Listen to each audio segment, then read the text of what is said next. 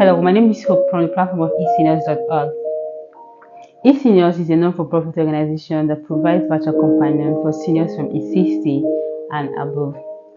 Virtual companion is basically designed to provide emotional support for seniors who feel lonely and isolated from their communities, and this is done remotely through the usage of video chat technology. Today, I want to especially welcome you all to today's book reading section. We are going to be reading a book we have been reading a book from Alex Ageye titled The Unexpected Joy at Dawn. So we've done several chapters. We are going to be starting off from where we stopped. So listen as I read. Thank you. The robbery had dealt a savage blow to the peace of Ijesi. The wealthy man who was shot dead during the robbery had not been buried. The police were more alert than before. There was a strong opinion among the local administration in Ijeshi that all the bushes should be cleared. No immediate action had been taken though. However, a job was created for the vigilantes in the area. They had been grouped into 4 to oversee the area. Their methods of dealing with suspects were ruthless and decisive. All suspects were burned. They tied cars' tires around the suspects and set them ablaze. Ijeshi had developed well. It has taken on fair share of crime and fame. The dark side was quite frightening. Its energy supply was sickening. Neil looked at the light and boasted to Aaron that he could blink the way the light went off and came on. Neil blinked and blinked, but in the end, Neil admitted that the lights blinked faster than his. The light goes off and come on faster than my blinks, he conceded and got up. The night was marching out, leaving the electric lights shadowing in it with their incessant blinks.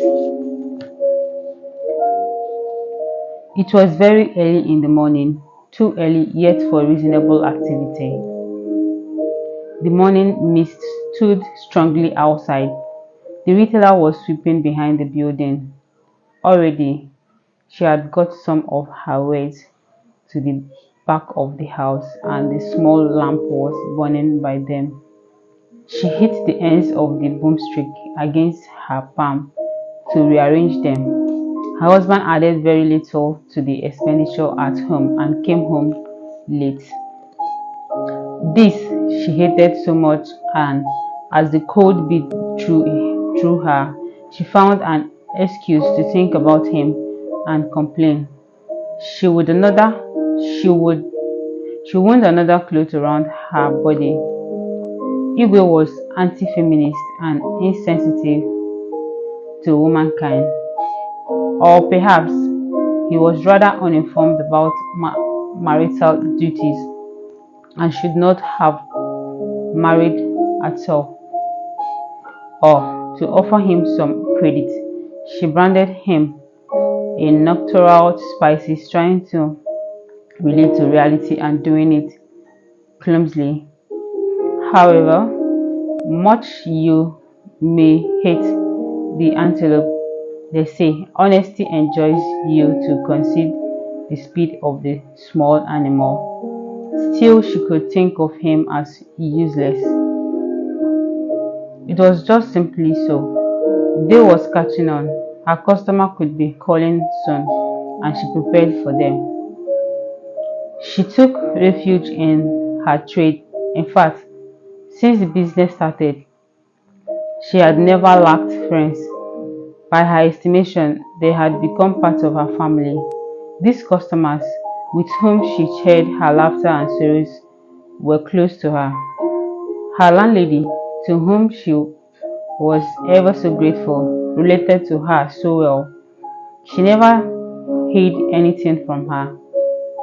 That did not take away her pain, however. Of course, every step she took, she stumbled upon her husband. There was movement on the stairs, not far away. Quickly, she did away with her worries. The matter of two strangers walking away from upper floors of the uncompleted building aroused her suspicion, given the experiences of the recent past. The two men climbed down, crossed the road, and went into the bushes. She almost shouted for help, but she judged her shout would let them escape before everyone arrived. Or worse, they might turn on her in anger.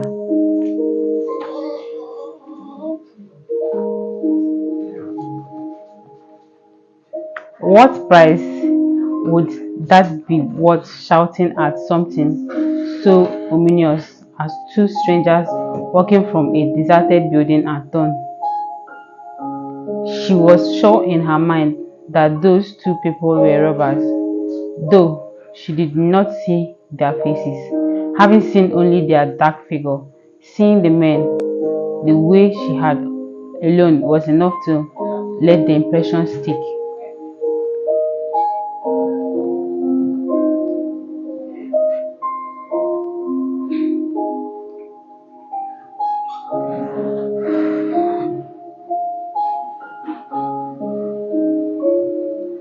Someone should find the cause of and possible a cure for this spat of robberies, and she was a worthy one to do that, or at least offer assistance. She wondered why they could come from the uncompleted floor above. She stood into quiet compound house and went towards the door on her right. There was no light in the room. Mama was asleep. The watcher hovered around Mama's door for a while. She wanted to inform her immediately, but did not have the nerves to wake her up at the ungodly hour. She went back. She snapped her fingers as she did. She had to wait until daybreak to make a report to the vigilantes. The light from the lamp was weak. She picked up the lamp and shook it mildly. The wick inside it made a scratchy noise. There was no kerosene in the lamp. She hurried back into her room. Nee and Herod waited in the bushes until the darkness cleared. On their way to the construction site, they read the signboards. They were sure they were at Ijeshi. The shops and the street signs indicated clearly they were at Ijeshi. They walked on, barely astonished by the discovery. Nee had abandoned the hope of talking to anyone about the horrors for fear that it would arouse suspicions. Work at the building site started in earnest. Aaron held a hole supporting the side of a wall. The aggregate of materials in the mixture isn't in the right proportion, he said. We have to check the sand and cement mixture to have the right blending quality. The workforce foreman listened to him but said nothing. He soon joined the other workers, instructing them to work faster. Neil carried the blocks and renewed strength. A water tap connected the reservoir standing at the work site. He wished it and turned it on, but no water came. He walked to the heap of sand. Because there was no electricity to power the machine, the motor had to be mixed manually. He scooped a good deal of it with the shovel, spread what he collected evenly, and poured cement into it. A woman came with a bucket of water from a pond. Neil poured half of it onto the mixture and, with the shovel, turned it over and over again. He lifted the bucket and washed his face with some of the water.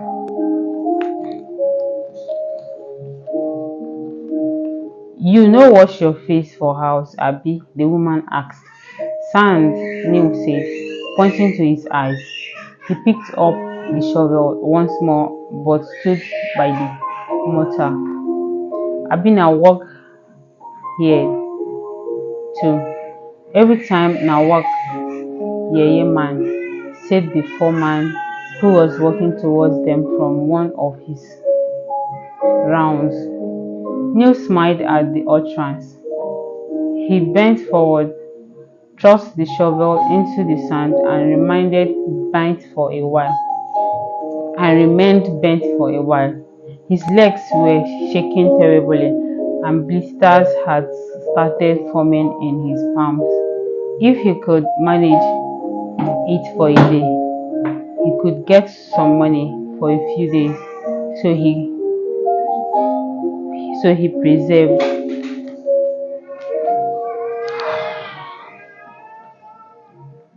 Aaron sprayed the mortar evenly on the blocks with the towel. Another group of women carrying mortar came through the door. He walked to the pool and lifted it up. The wall collapsed instantly and he was trapped under it. He got out of the ruby. There was a small cut on his hand and blood trickled out of it. All the workers assembled around him. Neil held him and sat him on a short wall, feeling for his neck. Aaron did not complain. The face of the foreman indicated worry as he rushed to the broken wall. A whole day's work had been destroyed and the wall had been rebuilt. He ordered that the broken wall blocks be cleared. "Look at you," he blurted. "You don't fool now. Now you be mason. Now I be na lie you lie for me. Oh God don't punish you well." Aaron sat before him, his eyes unblinking. All the workers set to clearing the ruby. "They go now, lie people," chanted the foreman at Neil and Aaron as the workers cleared the debris. Aaron got up, prompted up by Neil. "We are done 1.5 days work," said Neil. "Pay us, please, and we will go away. There's nothing on us and I have to take him to hospital." "Na your funeral," said the foreman. "But you have to pay us," said Neil. "At least we earned something." The foreman walked nearer to them. He was elderly. He looked into Neil's eyes. "You get papers now, Omo Ghana. You dey find palava for yourself. Dey go. Like you worry for us now. I will call the police." Aaron beckoned to Neil and they left the building site and went towards the bushes. "We can't go to the hospital," said Aaron. "You remember what the lady said at the hotel? We have no papers and we have no money either." Neil sat pensively. The bush shattered them from the road. He wanted to go to the street to ask anybody he might meet about the robbers, but he was less enthusiastic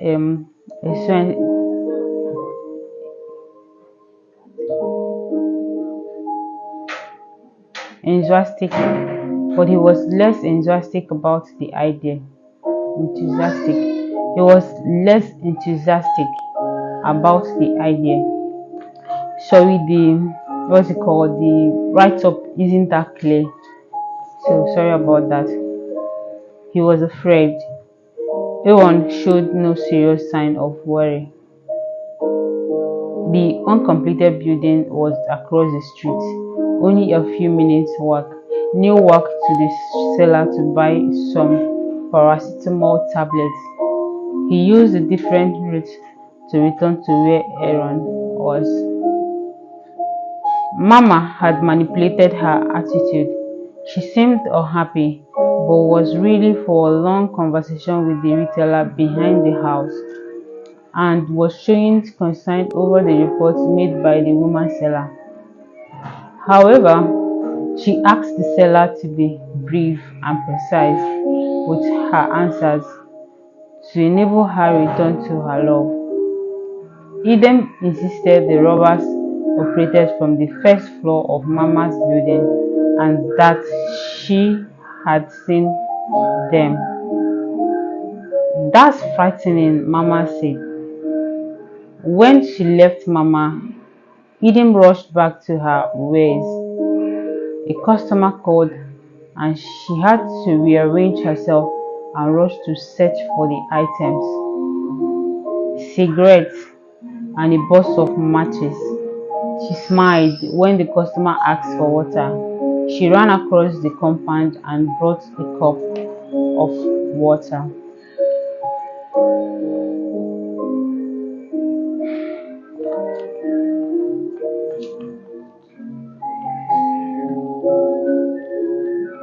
That moment did not last long because another customer stood by her ways while her eyes followed the car moving slowly to the compound.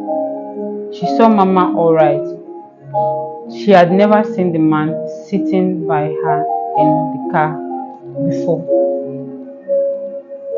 "Na husband?" the customer asked. "Me, I no. Haba," she said and clapped her hands. "And he dey go for town with him now."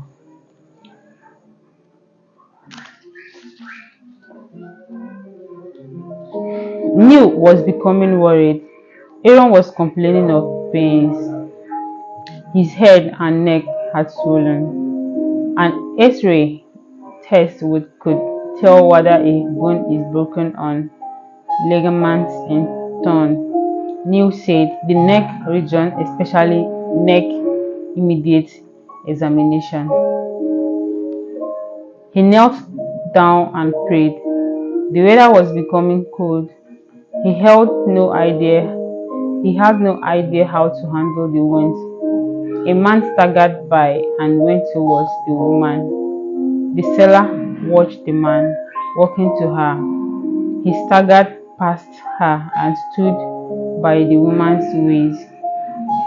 "So drink every day na night time o. Yesterday now na night time.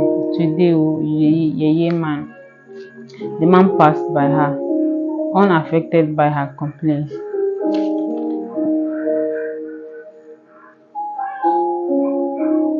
There was Gary in a bag under the table. He took out a newspaper sheet from his pocket and scooped some Gary into it and walked towards the compound. The seller waited for a while and followed him. He entered their room and lay on the bed. He was resting on the bed as she entered. Some of the Gary had poured onto the bed beside him. "Na useless man now, every time so drink. You no ask for wahala wey e go come for house. Look at you, Igwe, look at you. Na you be husband or wife na abi?" She drew near him, love inscribed in her eyes. She tore the front part of his trouser, pulled it downwards together with the underwear, and lay by him, snubbing. The man trod over her. She kept snubbing. Soon he turned to his side drunkenly, His breath kept trumpeting through the quiet night, but the day was not finished with him yet. Useless man now, she charged again, but this time the bitterness was gone. She informed him about the suspect robbers who slept in the room upstairs. Okay, he said, that's no good answer. You should check the place yourself, she said in Igbo. Have you told Mama? He asked. She knows it, but she is busy now. She has a visitor. I think he is the husband, she said and smiled friendfully. Mama, a husband, he said. Now lie you lie so. He didn't say anything more. Aaron chewed 2 more tablets of paracetamol. Neil played the sensory. They were both very tired, beaten and sleepy. Neil had wandered to the roadside and seen a car enter through the gate of the uncompleted house. The seller returned to her wares, and a man followed him. She packed her wares. The cartons of beer and minerals went in first. Soon, the gate closed. Aaron was becoming rather talkative. He spoke about his project and expressed the hope, above all, that he would visit home again. The magic formula, he kept saying, ant hill is a key to the building revolution back home, I tell you. Neil kept quiet, holding on to Aaron to enable him sit down. He complained of dizziness. It was time to move to the upstairs room. Neil said. The lights were off, which suited them. Neil held him as they walked on the later climbed the stairs.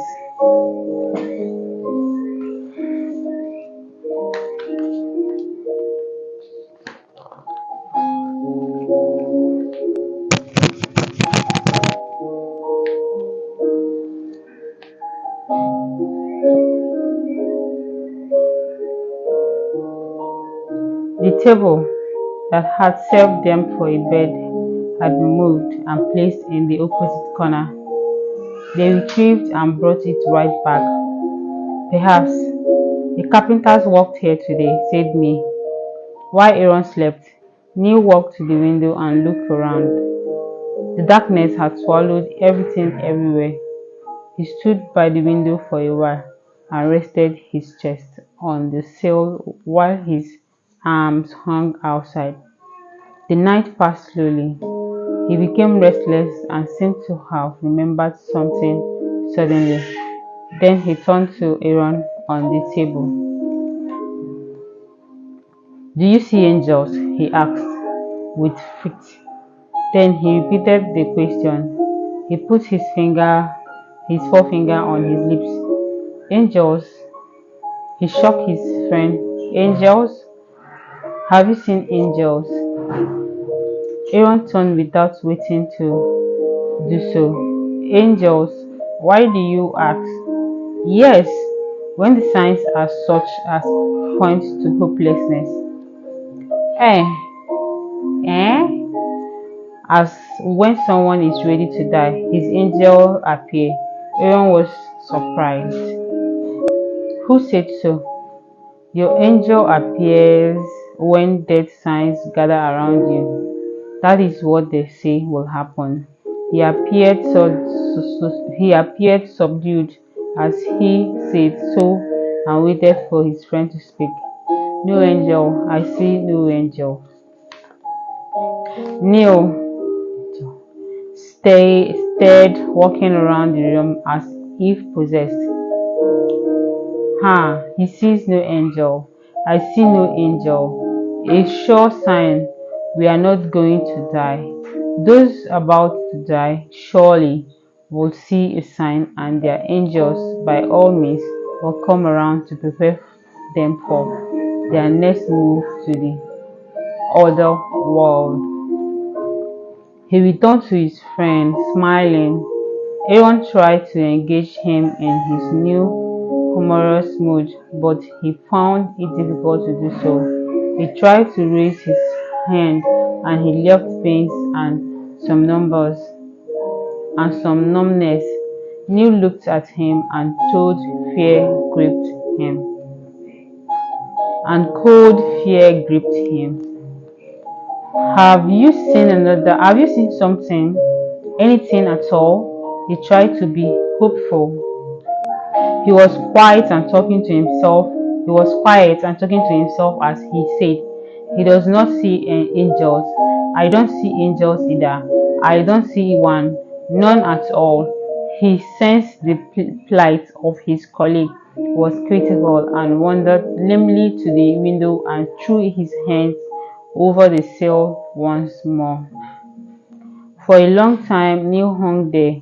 He began to sleep gradually until he fell on the floor inside the room. He came round suddenly and looked round.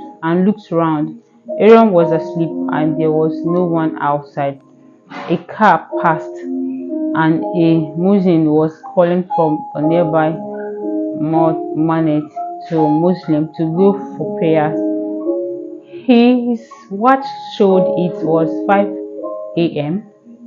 He touched Aaron. His body was warm.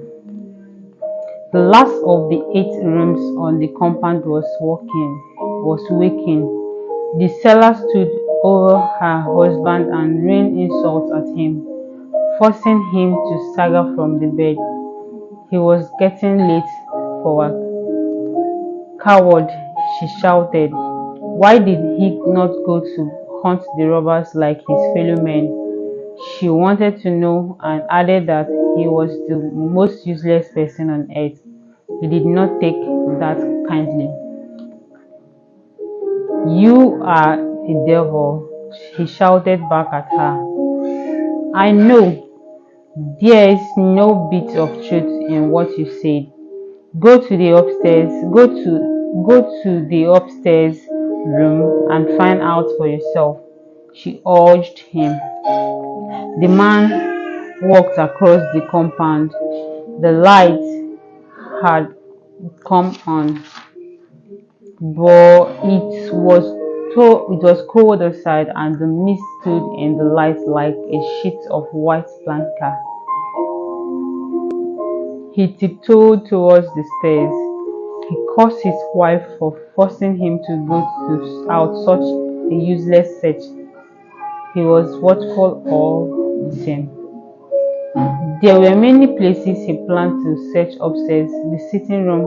There were 5 bedrooms, including the master room, the kitchen, the uncompleted toilet and bathroom.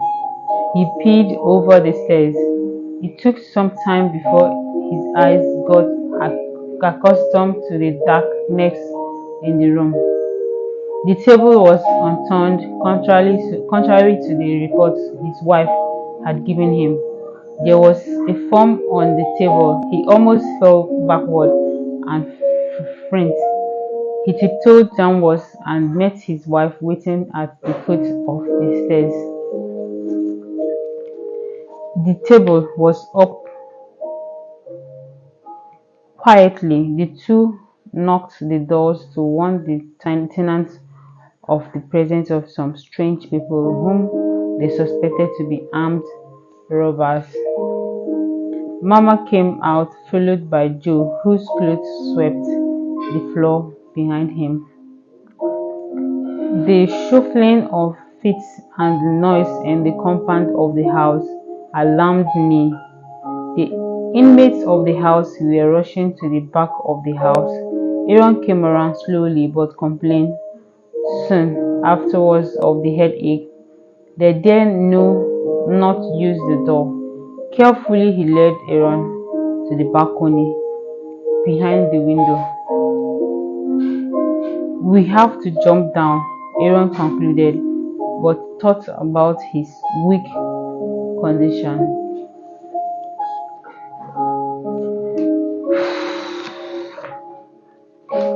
So this is where we're going to be ending today's book reading section. Thank you so much for listening. Till we meet again in the next one. Thank you so much, and bye bye.